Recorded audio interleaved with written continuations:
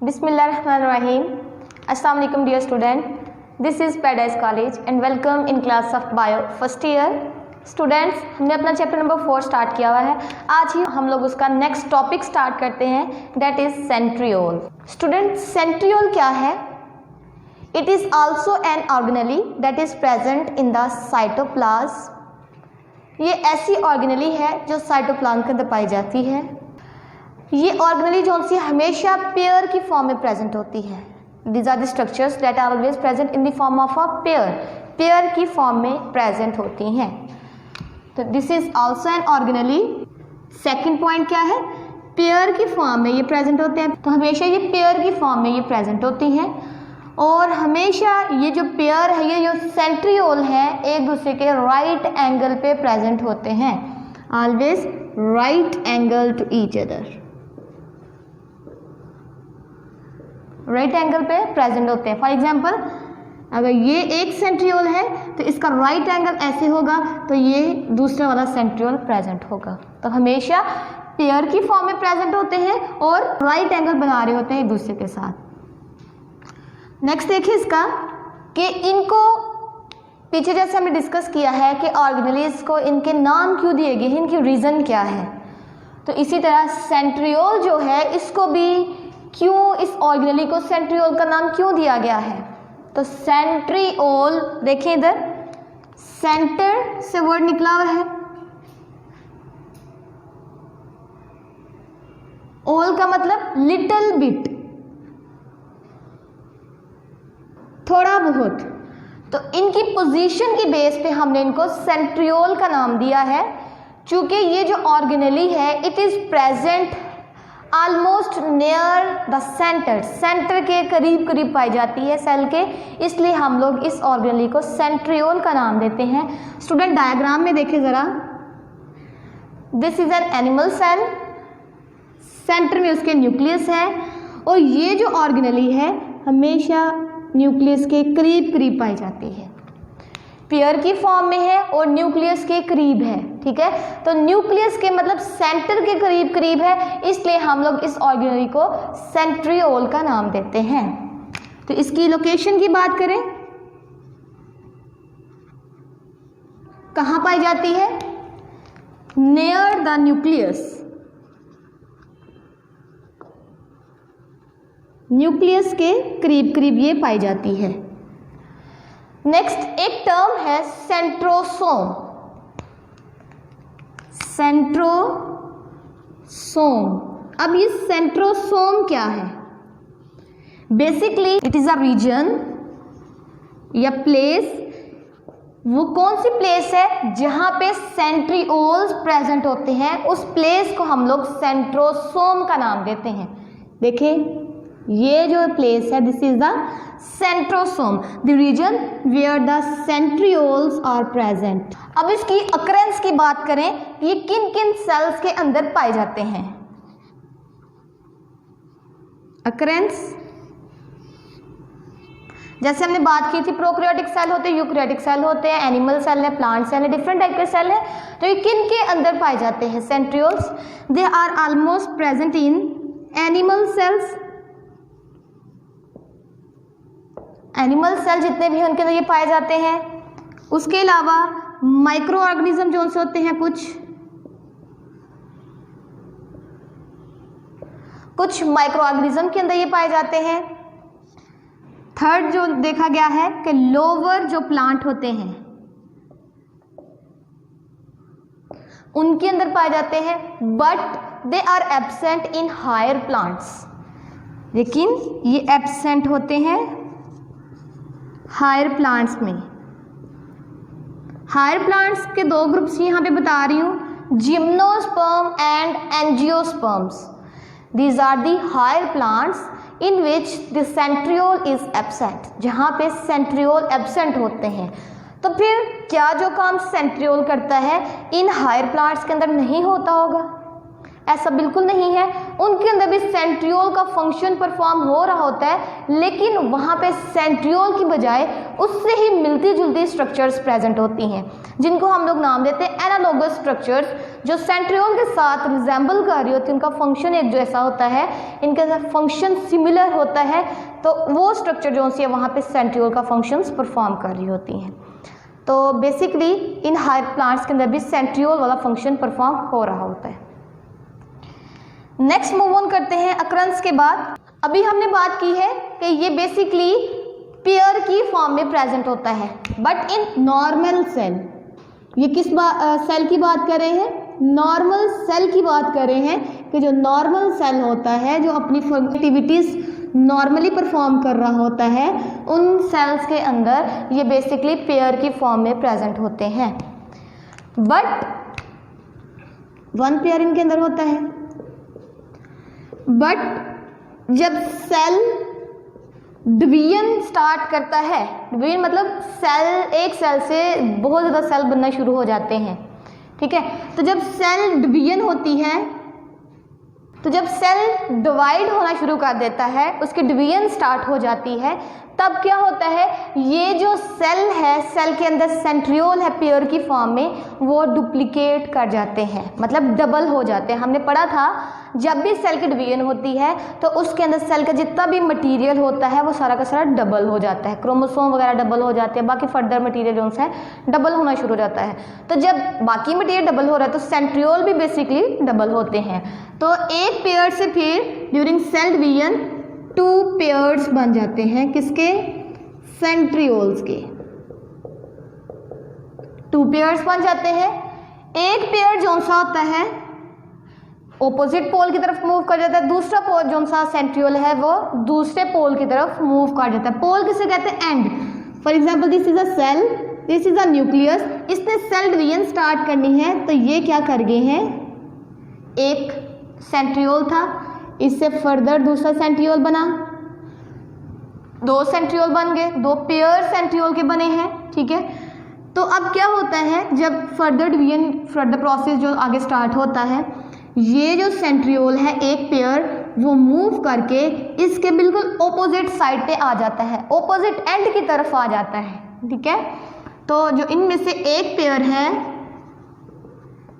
वो मूव कर जाता है ऑपोजिट पोल की तरफ, पोल या एंड बोल लें, किसके? सेल के, सेल के ऑपोजिट पोल की तरफ वो मूव कर जाता है।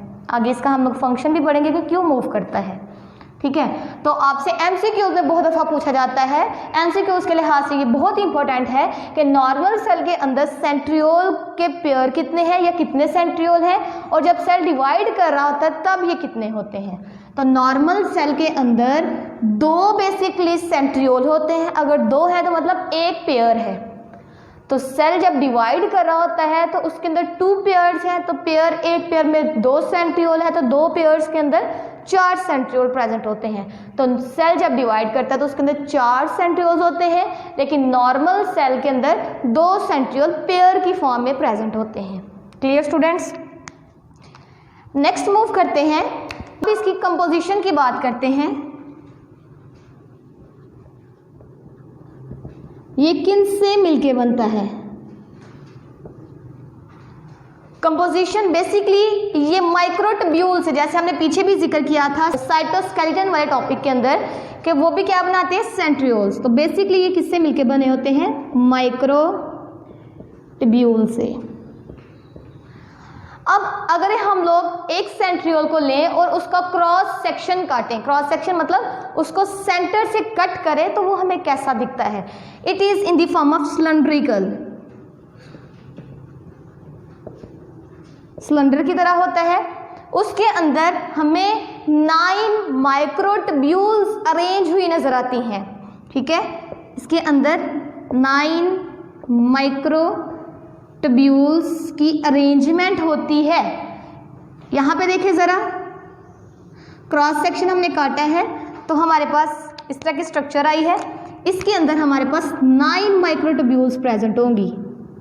First, second, third, fourth, 5th 6th 7। देखें तो हमारे पास सिलेंड्रिकल फॉर्म में ये इसकी स्ट्रक्चर आती है और इसके अंदर 9 माइक्रोट्यूब्यूल्स प्रेजेंट होती है। 1 2 3 4 5 6 7 8 9 माइक्रोट्यूब्यूल्स हैं। ठीक है, अब देखिए हर माइक्रोट्यूब्यूल्स के अंदर हमें फर्दर 3 ट्यूब्यूल्स नजर आती हैं। यहाँ पे देखिए ये एक माइक्रोट्यूब्यूल है, 1 2 एंड 3। तो हर माइक्रोट्यूब्यूल के अंदर फर्दर हमें 3 जो सी हैं ट्यूब्स नजर आती हैं।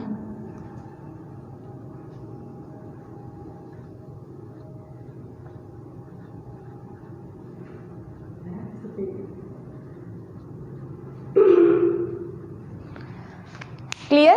तो हम लोग फिर कह सकते हैं this is the arrangement of microtubules. Further ये माइक्रोट्यूब्यूल जो सी हैं 3 ट्यूब्यूल्स के मिलने से बनती हैं। तो हम लोग इसको 9 का ट्रिपलेट कह सकते हैं कि 9 माइक्रोट्यूब्यूल है और हर एक के अंदर 3 ट्राई मतलब 3 ट्रिपलेट 3 का सेट पाया जाता है हर माइक्रोट्यूब्यूल्स के अंदर। तो इस तरह फिर इनकी अरेंजमेंट से आगे फर्दर सेंट्रियोल की फॉर्मेशन होती है। तो इसको कहा जाता है दिस इज द अरे ऑफ 9 माइक्रोट्यूब्यूल्स। अरे ऑफ 9 माइक्रोट्यूब्यूल्स। अरे कहते हैं स्ट्रक्चर जिसकी प्रॉपर अरेंजमेंट की गई हो। ठीक है, तो अरेंजमेंट को हम लोग अरे का नाम देते हैं। तो ये 9 माइक्रोट्यूब्यूल्स की प्रॉपर अरेंजमेंट से फर्दर हमारे पास सेंट्रियोल्स बनते हैं और हर इस माइक्रोट्यूब्यूल के अंदर 3 की फर्दर ट्यूब्यूल्स का सेट पाया जाता है। तो इससे इनकी फॉर्मेशन होती है। अगर हम लोग इसको पीछे की तरफ ड्रॉ करें तो ये एक ट्यूब इस तरह,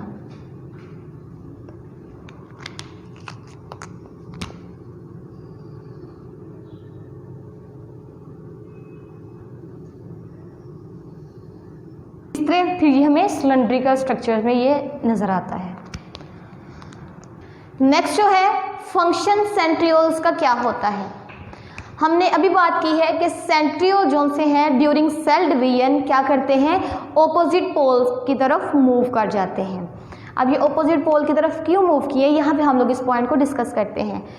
चूँकि ये आगे फर्दर इनसे फाइबर्स निकलती हैं, इन्होंने फाइबर्स की फॉर्मेशन करनी होती है, जो हमने पिछले लेक्चर में भी डिस्कस किया था, स्पिंडल फॉर्मेशन करवाते हैं।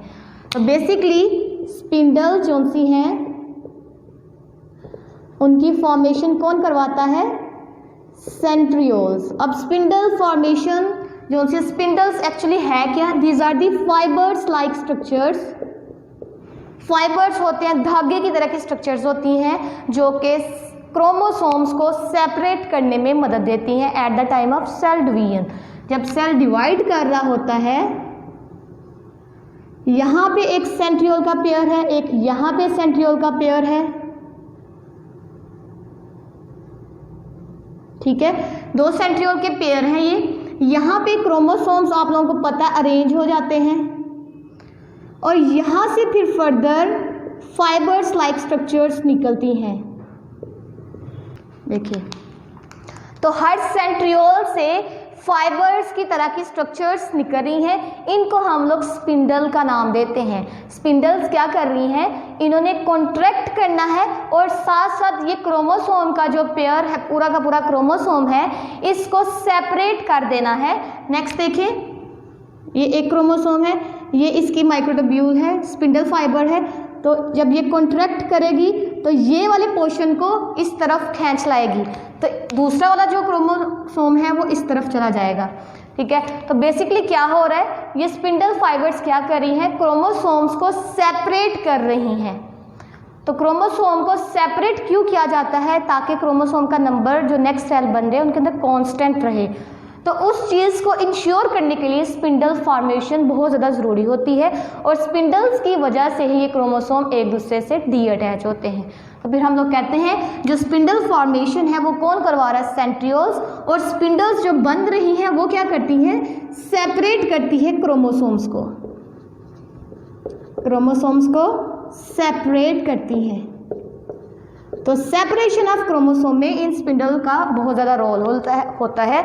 इन स्पिंडल्स को हम लोग स्पिंडल अपरेटस का नाम भी देते हैं। तो स्पिंडल फॉर्मेशन किसकी वजह से हो रही है? सेंट्रियोल की वजह से। नेक्स्ट जो काम है सेंट्रियोल्स का वो क्या है कि जब सेल डिवाइड करता है, अब वहाँ पे हमने पढ़ा था कि सेल के यहाँ पे सेल वॉल बनना शुरू हो जाती है, ठीक है, कि ये दोनों सेल एक दूसरे से सेपरेट हो जाते हैं। तो वो किस तरह हमें पता चला कि यहाँ पे ही घड़ा सा बनेगा और यहाँ से ये दो सेल सेपरेट हो जाएंगे। तो वो डिटरमाइन कौन करता है, वो कौन हमें बताता है? सेल को बताता है कि यहाँ पे आके फरो सी बननी है। फरो आप लोगों को पता है, एक ऐसी सरफेस, ऐसी जगह जो थोड़ी सी नीचे की तरफ हो। मैंने पीछे भी आपको बताया था, अगर ये एक स्ट्रेट सरफेस है, सीधी है, स्मूथ है, लेकिन अगर ये थोड़ी सी यहाँ से टेढ़ी हो जाए, अंदर की तरफ हो जाए, तो ये क्या बना रही है? एक फरो सी बना रही है। तो कहते हैं कि जब सेल ने डिवाइड कर लिया है, आगे फर्दर इसने दो सेल्स में चेंज होना है, तो वहाँ पे ये जो फरो सी बननी होती है, ये जो फरो बननी है, ये कौन बताता है हमें या सेल को कि यहाँ पे ये फरो फॉर्मेशन होगी? तो बेसिकली सेंट्रियोल्स का यहाँ पे बहुत ज़्यादा इम्पॉर्टेंट रोल है। अगर ये फरो जोन सी है यहाँ पे बन जाए तो वो इक्वल डिस्ट्रीब्यूशन मटेरियल की नहीं होती। तो अगर ये सेंटर में बन रही है तो इसकी वजह से जो साइटोप्लाज्म है पूरा सेल का, वो इक्वली डिस्ट्रीब्यूट होता है। तो इक्वल डिस्ट्रीब्यूशन के लिए इस फरो का एग्जैक्ट पोजीशन पे बनना बहुत ज़्यादा ज़रूरी होता है। जो कौन करवाता है? सेंट्रियोल्स। सेंट्रियोल्स की माइक्रोट्यूब्यूल जोन सी हैं यहाँ पे आके अरेंज होना शुरू हो जाती हैं और उस वजह से वहाँ पे एक घड़ा सा बन जाता है और वो डिटरमाइन करता है कि यहाँ पे क्या होगा? फरो फॉर्मेशन, यहाँ पे डिवीजन होगी फर्दर और इस तरह एक सेल दो सेल्स में चेंज हो जाता है। तो सेंट्रियोल्स क्या करते हैं? फरो या डिप्रेशन यहाँ पे बनना होता है, जिसको हम लोगों ने फरो का नाम दिया है, और इसकी वजह से एक सेल जोन सा है टू सेल्स में चेंज होता है और एग्जैक्टली सारा का सारा मटेरियल सेल का वो इक्वली डिस्ट्रीब्यूट हो जाता है। तो ये कौन करवाता है इक्वली डिस्ट्रीब्यूट? फरो फॉर्मेशन, ये सारा कुछ ये सेंट्रियोल करवा रहा है। सेंट्रियोल की माइक्रोट्यूब्यूल जो सी है वो भी इसमें बहुत ज़्यादा रोल प्ले करती हैं। This is the second function of centriole. Next move करते हैं, that is the third function of centriole, that is the formation of सीलिया।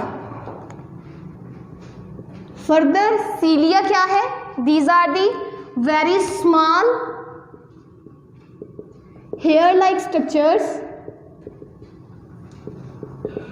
Hair like structures होती हैं जो किसी ऑर्गेनिज्म की बॉडी पे प्रेजेंट होती हैं और ये बहुत ज़्यादा लार्ज इन नंबर होती हैं, लार्ज इन नंबर। और इनका काम क्या होता है? सीलिया का लोकोमोशन में मदद देना, मूवमेंट करवाना, ठीक है। जैसे हमने पीछे बात की थी, पैरामीशियम होता है, शू लाइक जिसकी स्ट्रक्चर होती है, इसकी पूरी बॉडी पे ये हेयर लाइक स्ट्रक्चर्स प्रेजेंट होती हैं। These are called the cilia. इनको सीलिया कहा जाता है। ये मूव करती हैं, तो ऑर्गेनिज्म भी एक जगह से दूसरी जगह मूव करता है। बहुत पतली होती है, बारीक होती हैं, फ्लैजेला की तरह ही फंक्शन परफॉर्म करते हैं, लेकिन डिफरेंस क्या है कि ये छोटी होती हैं, फ्लैजेला से ज़्यादा पतली होती हैं, थिन होती हैं और ये लार्ज इन नंबर होती हैं। क्या हमारी बॉडी के अंदर सीलिया मौजूद है? यस स्टूडेंट्स, हमारी बॉडी के अंदर भी सीलिया पाए जाते हैं। सिलिएटेड सेल्स होते हैं। सिलिएटेड सेल ऐसे सेल जिनके ऊपर सीलिया पाए जाए। जैसे हमारा रेस्पिरेटरी सिस्टम है, उसके जो ऑर्गन हैं उनके अंदर ऐसे सेल्स पाए जाते हैं जहाँ पे सीलिया मौजूद होते हैं। वो सीलिया क्या करते हैं? जो हमारे एयर के जरिए डस्ट पार्टिकल्स हमारी बॉडी के अंदर जाने की कोशिश करते हैं, उनको ये ट्रैप कर लेते हैं। सीलिया मूव करते हैं और फिर उनको ट्रैप कर लेते हैं। तो इस तरह ये हमारी जो एयर है उसको भी फिल्टर करने में मदद देते हैं, ठीक है। तो इस तरह हम लोग कहते हैं कि सीलिया की फॉर्मेशन भी बेसिकली सेंट्रियोल की वजह से हो रही है। और ये सीलिया क्या है? हेयर लाइक स्ट्रक्चर होते हैं और जो लोकोमोशन में मदद देते हैं। स्टूडेंट, ये था आज का हमारा टॉपिक जो आज कंप्लीट हो गया है। नेक्स्ट जो टॉपिक है हम लोग नेक्स्ट लेक्चर में स्टार्ट करते हैं इंशाल्लाह। अल्लाह हाफिज़।